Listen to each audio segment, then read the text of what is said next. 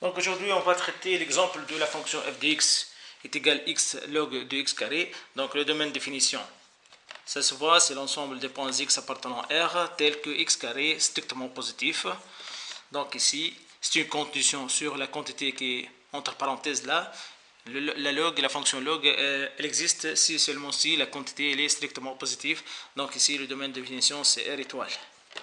Maintenant, on va calculer la fonction dérivée. Donc ici, on a la fonction, c'est u fois v, le tout prime, c'est égal à u prime fois v plus v prime fois u. C'est une fonction composée, c'est-à-dire c'est un produit de deux fonctions plutôt. Et ici, on a une log de x carré, c'est une fonction composée. Donc on va dériver le x, c'est 1. On va laisser le log de x carré. Et puis plus, on va appliquer la formule, on va laisser le x, on va dériver la fonction log de x carré, c'est une fonction composée, f de u de x, c'est u prime, fois f prime appliqué à u, donc on obtient 2x sur x carré, donc on obtient finalement log de x carré, on simplifie par x carré plus 2, donc c'est celle-là la fonction dérivée de cette fonction. Maintenant on va passer à donc ici, comment on a simplifié le x carré, x fois x c'est x carré, sur x carré se simplifie, il reste 2. Comment on va calculer les limites aux bornes?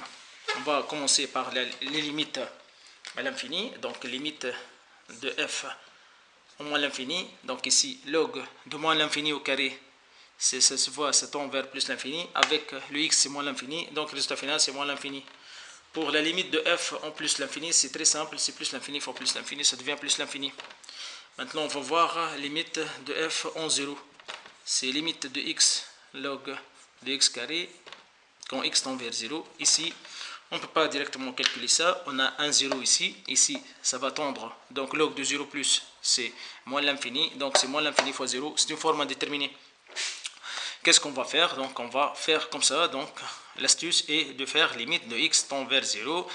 X, le log de 2x, ici, log de x carré, c'est égal à 2 log de valeur absolue de x. Donc ici, on a une puissance. Donc c'est une propriété de la fonction log. Log d'une quantité à la puissance n. On va faire descendre le n, mais on ne sait pas ici le x, il appartient à R étoile, donc il peut être négatif. Donc on doit mettre valeur absolue. Pourquoi? Car la fonction log, ça n'existe pas pour les valeurs négatives. Donc c'est pour cela qu'on a mis une valeur absolue. Mais la propriété, elle est comme ça. Donc log de a à la puissance n, c'est égal à n log de a. Avec le a strictement positif là, c'est une fonction.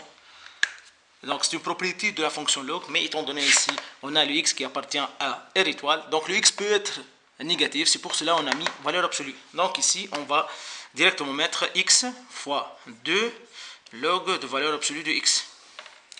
Donc notre fonction, ça devient donc 2x log de valeur absolue x. Donc maintenant, il est nécessaire de voir les deux cas, c'est-à-dire limite de f en 0 plus toute seule et puis en 0 moins toute seule. Donc on obtient limite de x tend vers 0 au plus 2x log, étant donné le x est positif, donc la valeur absolue de quelque chose qui est positif, c'est elle-même. Donc ici, la limite de x log de x en 0 plus, ça existe, c'est une limite usuelle, c'est égal à 0. Donc 2 fois 0, ça devient 0. Ça, c'est pour le 0 plus. Ça, c'est très simple pour le 0 plus. On va voir pour le 0, je vais laisser l'expression de la valeur absolue. Donc on va voir pour le 0 moins. Donc on a limite de f en 0 moins, c'est égal ici. Donc la valeur absolue de quelque chose de négatif, c'est égal à l'opposé de cette même valeur. Donc ça va être égal à limite quand x tend vers 0 moins. Ici, c'est 2x. C'est simple. Ici, ça devient log de moins x. Ben, quelqu'un peut me dire, monsieur, le log, ça n'existe pas pour une valeur négative. Mais ici, on a le x qui est négatif. Avec un signe moins, ça devient positif. Donc cette quantité qui est entre parenthèses, elle est positive. Donc il n'y a pas un problème. D'où ça vient le moins. La valeur absolue d'une chose qui est négative est égale à son opposé. Donc étant donné que le x est négatif, donc on va mettre son opposé. Donc comment résoudre ça? On va multiplier par moins 1. Donc ici on va mettre moins 2x log de moins x. Mais pour corriger ce signe moins, on va mettre un autre moins ici. Donc, moins avec moins, ça donne plus. On revient à l'expression précédente, c'est celle-là. Donc, pour faire l'équilibre, pourquoi mettre le signe moins? On va supposer grand T est égal à moins x. Donc, ce grand T, ça va tendre vers 0 quand petit x tend vers 0. Donc, ça, c'est simple là. Donc, quand le petit x tend vers 0 moins, on va précisément, quand le petit x tend vers 0 moins, le grand T, ça va tendre vers 0 plus. Donc, ça devient cette limite. Là, cette limite, ça devient limite grand T tend vers 0 plus de 2. Le moins x, ça devient T, grand T. Le moins x ici. Il y a ici un signe moins aussi. Donc, log de grand T. Ça se voit là, le grand T, ça devient un 0 plus.